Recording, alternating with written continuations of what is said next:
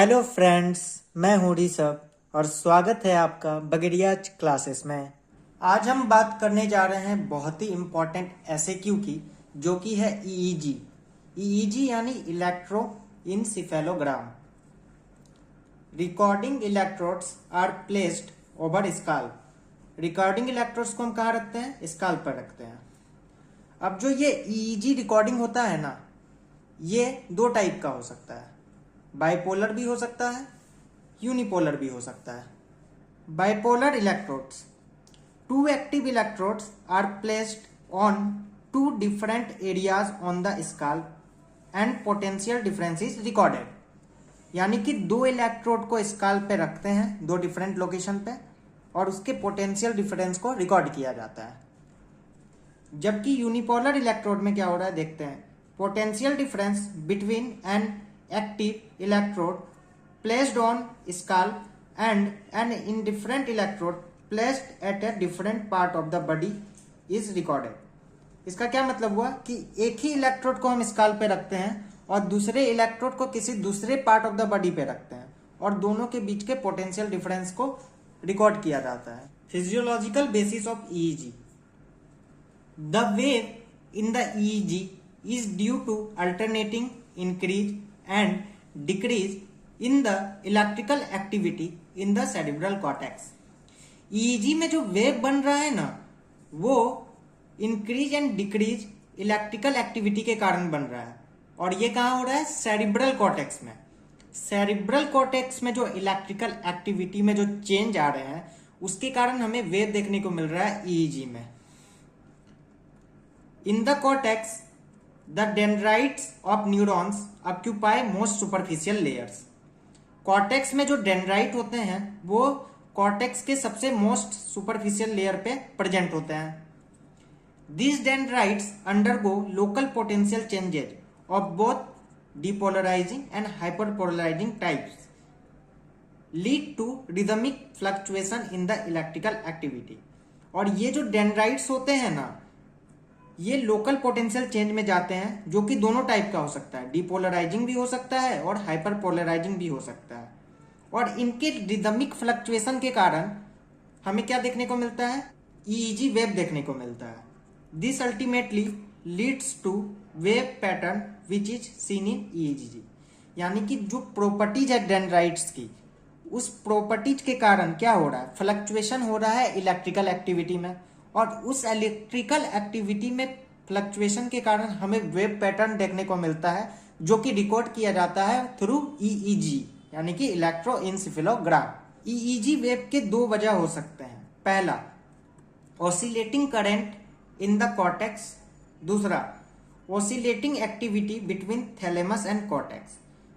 एक तो oscillating current यानी कि फ्लक्चुएटिंग करंट, जो कि आपको कॉर्टेक्स में देखने को मिल रहा है, और ऑसिलेटिंग एक्टिविटी जो कि देखने को मिल रहा है किसके बीच? थैलेमस एंड कॉर्टेक्स के बीच। वेरियस रिदम्स इन ईईजी। अब डिफरेंट टाइप के जो वेव बन रहे हैं ईईजी, उसका अध्ययन करने जा रहे हैं। पहला, अल्फा रिदम या अल्फा वेव। रिदम कह लो या वेव कह लो, एक ही बात है। देखते हैं इसकी क्या क्या प्रॉपर्टी है। Relaxed and awake with mind at rest and I closed. ये कब मिलता है अल्फा वेव हमें? जब हम रिलैक्स्ड हों, अवेक स्टेट में हो, माइंड हमारा रेस्ट में हो, पर आंखें हमारी क्लोज हो, तब हमें कौन सा वेव मिलेगा? अल्फा वेव मिलेगा। इसका जो फ्रीक्वेंसी होता है वो होता है 8 to 13 हर्ट्ज, और एम्पलीट्यूड होता है 50 microvolt. Usually found in parieto occipital area. और यूजुअली ये किस एरिया में देखने को मिलता है हमें? कॉर्टेक्स के पेराइटो ऑक्सीपिटल एरिया में देखने को मिलता है। Beta rhythm found in awake state. कब मिलेगा? अवेक स्टेट में। फ्रीक्वेंसी कितनी है इसकी? 18 to 30 हर्ट्ज, और एम्पलीट्यूड कितना है? 5 to 10 microvolt. Usually found in frontal area. Usually कहां देखने को मिलता है? फ्रंटल एरिया में देखने को मिलता है। Theta rhythm commonly found in children over parietal and temporal areas. Commonly कहां मिलता है? चिल्ड्रन में मिलता है। और कहां मिलेगा? पेराइटल एंड टेम्पोरल एरियाज में। फ्रीक्वेंसी कितनी है इसकी? 4 to 7 हर्ट्ज। एम्पलीट्यूड कितना है? 10 to 10 माइक्रोवोल्ट। चौथा है delta waves, slowest of all waves. इसका जो फ्रीक्वेंसी है ये सबसे कम रहेगा, कितना रहेगा 1 to 4 हर्ट्ज।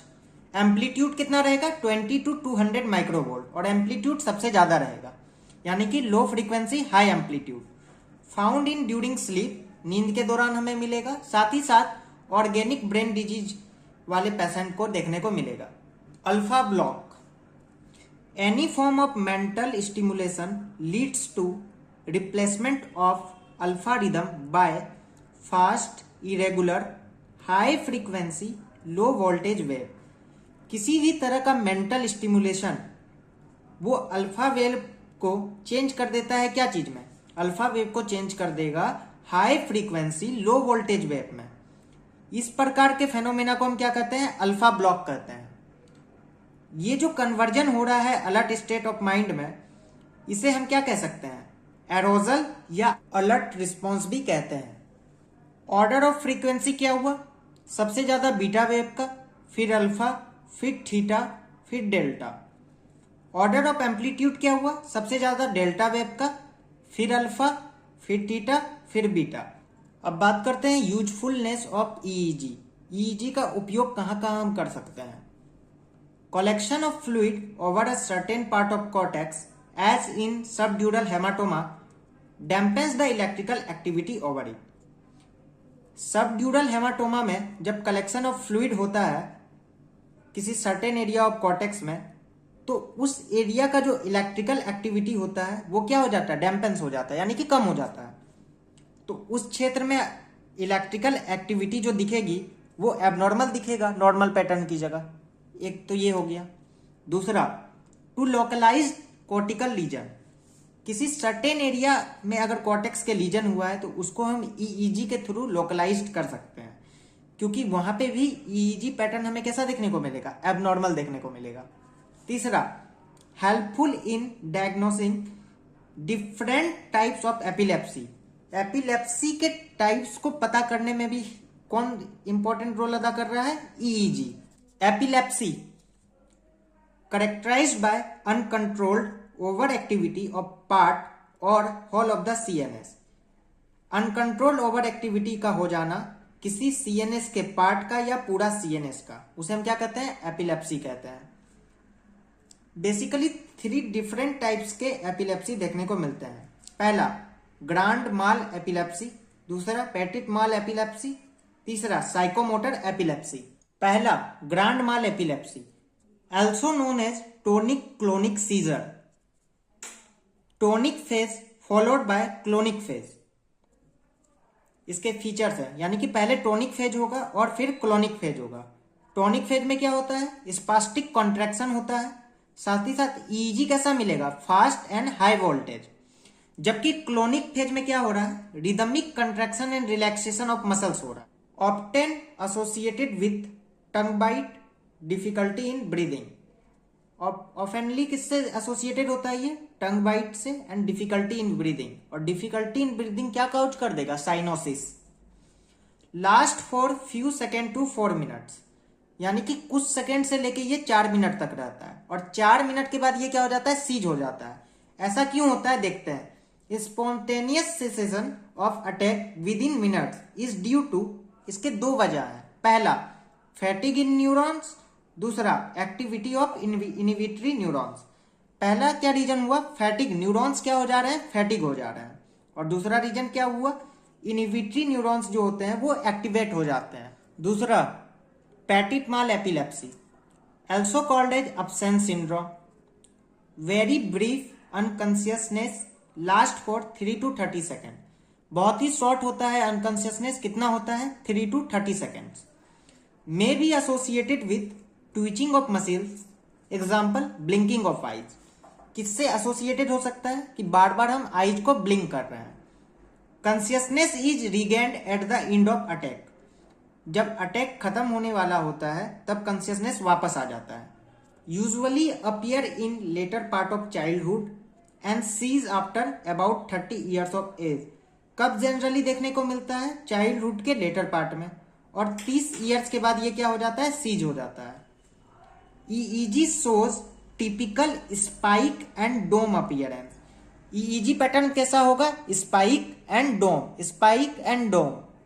तीसरा है साइकोमोटर एपिलेप्सी। देखते हैं इसमें क्या क्या फीचर्स हैं। Characterized by wide range of manifestations, example brief loss of memory, attack of unexplained rage और एंजाइटी, सडन अग्रेशन। क्या मीनिंग हुआ? करेक्टराइज्ड हो रहा है ये, इसमें बहुत तरह के मैनिफेस्टेशन देखने को मिल रहे हैं, जैसे मेमोरी का लॉस हो जाना, बिना किसी वजह से गुस्सा करना, क्रोध में आना और अचानक एग्रेसिव हो जाना। तीसरा है साइकोमोटर एपिलेप्सी। देखते हैं इसमें क्या क्या फीचर्स हैं। Characterized by wide range of manifestations, example brief loss of memory, attack of unexplained rage और एंजाइटी, सडन अग्रेशन। क्या मीनिंग हुआ? करेक्टराइज्ड हो रहा है ये, इसमें बहुत तरह के मैनिफेस्टेशन देखने को मिल रहे हैं, जैसे मेमोरी का लॉस हो जाना, बिना किसी वजह से गुस्सा करना, क्रोध में आना और अचानक एग्रेसिव हो जाना। और साथ ही साथ इसमें यह भी फीचर देखने को मिलता है कि पेशेंट को पता नहीं चलता कि ये किस वजह से इतने एग्रेसिव हुए थे।